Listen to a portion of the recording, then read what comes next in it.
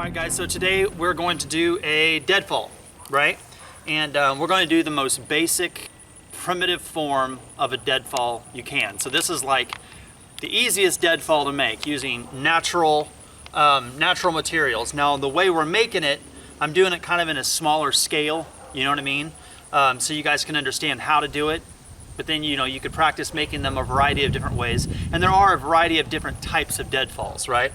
Generally, what you're going to need is you need to have some sort of a big rock or a log or whatever you're going to use that's going to fall, right? Something to fall. Like I said, you'd be using something bigger than this if you're going to actually do it, right?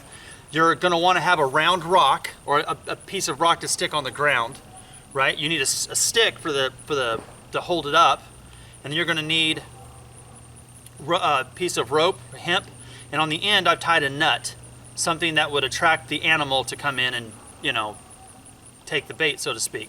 So this is really all you need: a heavy ass rock or log, a stick, a small rock, and you want to make sure that this rock is circular or round, very smooth and round, and a piece of rope with some bait on the end.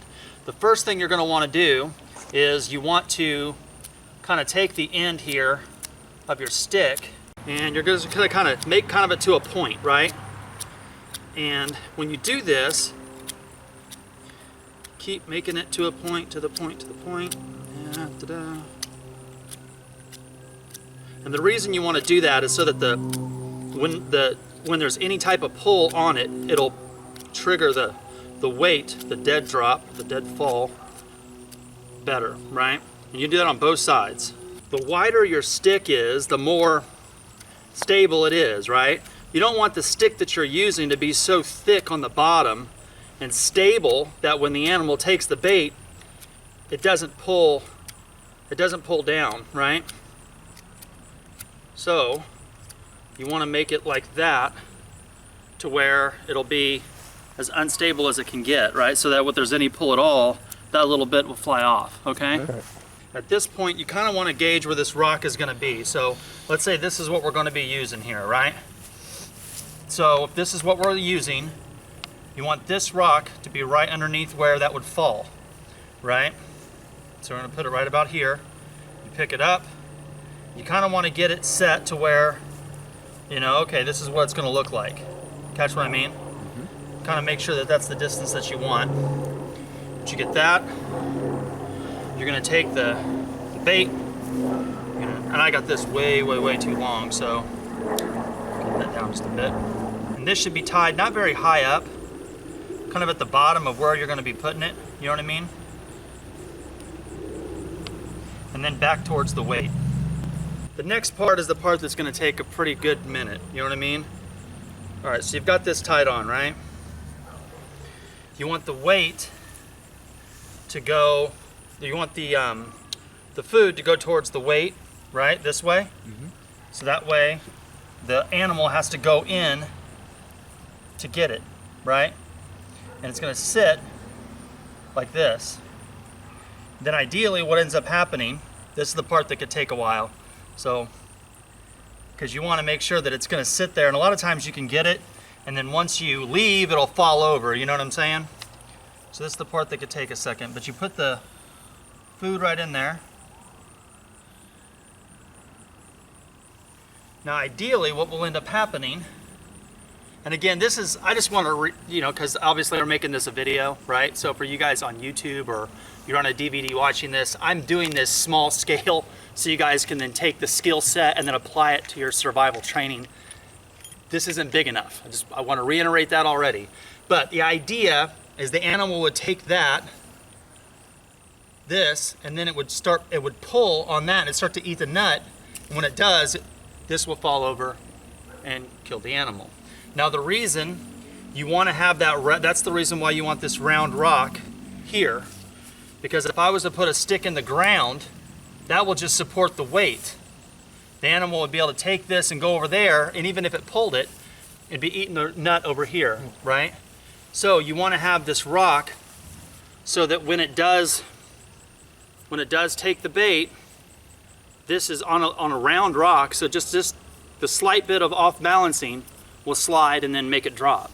You see how we did that? Mm-hmm. When you do a deadfall here with your trapping, it's important to understand why. The one thing is when you're trapping, you could set up 20 traps and they're working for you and you're not expending any energy. Where if you go out hunting or fishing or gathering, every step you take, you're burning calories. So the important part about trapping is that you're being proactive while saving the most caloric burning as possible. Do you see what I mean? Yes. And that's important because if you're out in a situation where you're kind of fucked and you don't have food just easily available, you want to use a little energy as possible. So trapping is going to be way better for you than hunting or gathering, simply because it doesn't take any calories. Once you've put it up, it's working until something takes the bait.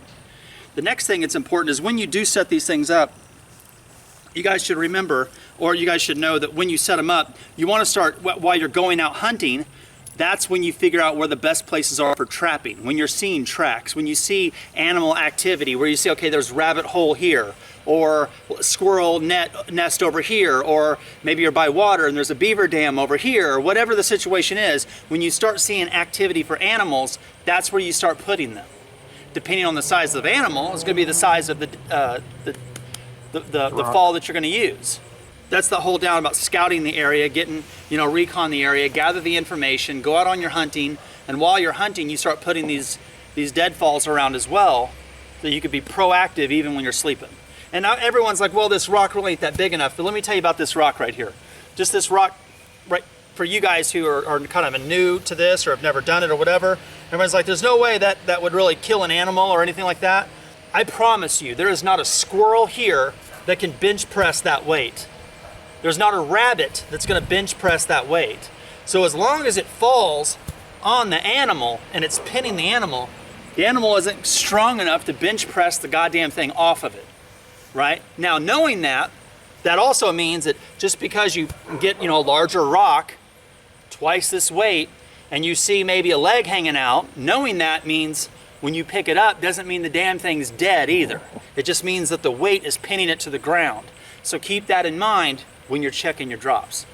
Another point that I want to add, which we just got done talking about, is and I talked about why this rock is the important part. So a lot of times you'll see people stick this in the ground and this is what's holding the rock, and then they've got the rope with the nuts or berries or whatever food they're using or to bait them in. But if you stick this in the ground, it makes it very difficult for this thing to fall out, right? The thing about the rock, this circular rock, and it's got to be circle, it's got to be very, you want to find a circular rock that's rounded and flat. That way just the slight bit of pull throws that right off balance and it'll fall down. And you want that. And the analogy that I used earlier was, if you guys have ever tried to set a mouse trap and you stick peanut butter on it or cheese or something like that, and you set your mouse trap, you come back the next day to see if you have any mice, there's no fucking peanut butter, but the trap is still set. But that's because it wasn't sensitive enough to the way that the animal was eating to make it snap. Same thing here. If you stick this on the ground, even if it's like, oh, I'm going to lightly put it in the ground, you could lightly put it in the ground, but that heavy ass rock that we were using, it's only that big, but I'll bet you that rock's what, 10 pounds, 15 pounds? 10 or 15 pounds pushing into the ground is going to make an indention. Those animals is going to eat that nut really easy. It doesn't even have to worry about itself. Shit, gave it a little shelter. You know what I mean? It's out from the rain and got food. So if you put it here, as you can see, it's circular and flat.